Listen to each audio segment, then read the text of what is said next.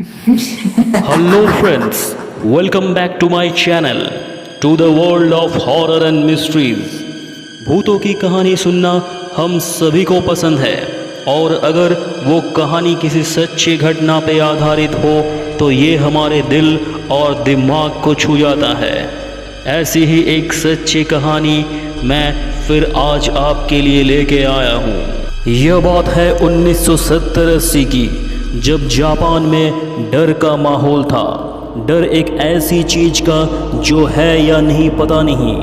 डर एक ऐसी चीज़ का जो दिखने में तो बहुत सुंदर थी, लेकिन उसके द्वारा दी गई मौत बहुत खौफनाक हुआ करती थी। डर उसका जिससे जापान के लोग डरते थे। आज हम बात करेंगे कुचिसा के ओना के बारे में। जापान के सुनसान रास्तों में कुचिसा के ओना चेहरे पर सर्जिकल मास्क पहने ज़्यादातर बच्चों को अपना शिकार बनाती थी।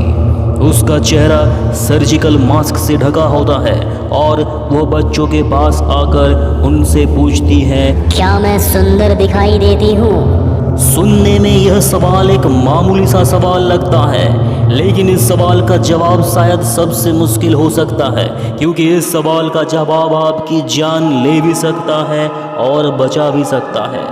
लेकिन समस्या यह है कि इस सवाल का कोई सही जवाब नहीं है, क्योंकि जब कोई इस सवाल का जवाब ना में देता था तो कुचिसा के कैंची से उस पर वार करती थी और उसे मार देती थी, और अगर जवाब हाँ में दिया तो वो अपना सर्जिकल मास्क उतार देती थी और अपना डरावना और बेहद जख्मी चेहरा दिखा देती थी।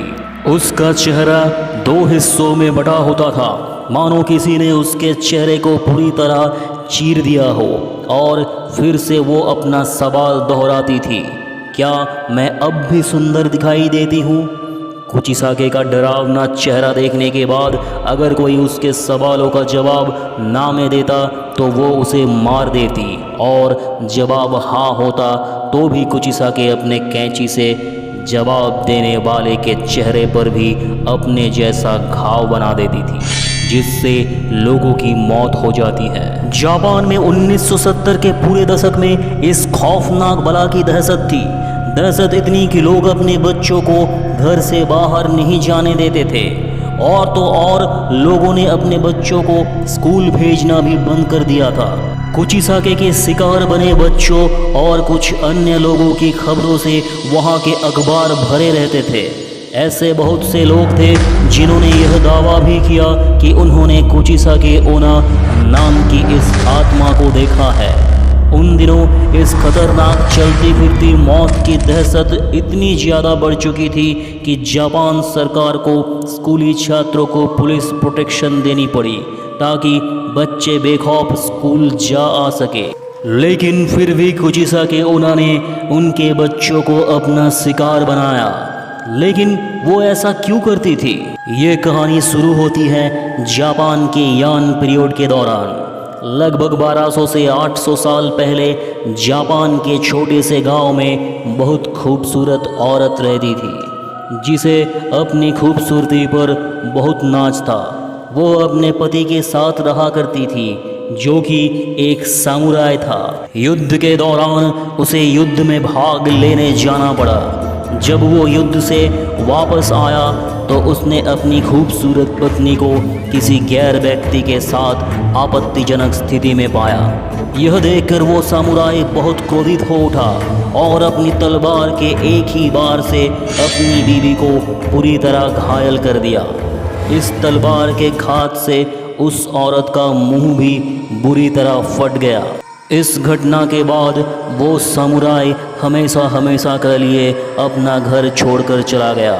समुराई के तलवार के घात ने उस औरत के सुंदर चेहरे पर एक बेहद भद्दी और डरावनी स्माइल जैसा घाव बना दिया था। जब उस औरत ने अपने चेहरे का यह हाल देखा तब उसे यह महसूस हुआ, जिस खूबसूरती पर उसे नाज था वो चेहरा अब बेहद डरावना दिखाई देता है।